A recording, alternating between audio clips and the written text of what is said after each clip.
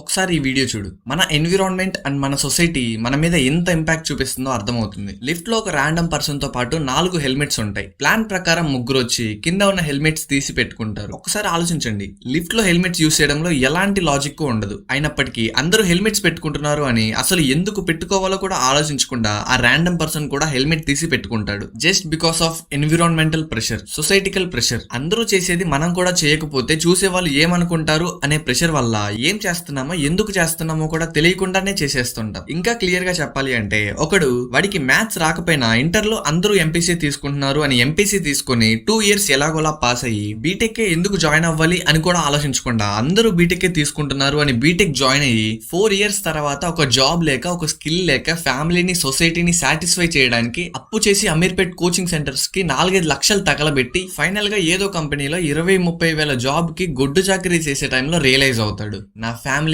సొసైటీని సాటిస్ఫై చేయడానికి నా జీవితాన్ని నాశనం చేసుకున్నాను అని. సో నీకు ఒక్కటే చెప్పాలి అనుకుంటున్నా, ఎవడి లైఫ్ లో వాడు బిజీగా ఉన్నాడు. ఎస్పెషల్ గా నీ గురించి ఆలోచించే అంత టైం అండ్ ఇంట్రెస్ట్ ఎవ్వడికి లేదు. సో ఏది చేస్తే నువ్వు హ్యాపీగా ఉంటావో, ఏది చేస్తే నువ్వు సాటిస్ఫై అవుతావో అదే చెయ్యి. And please don't care about this so called bitch society.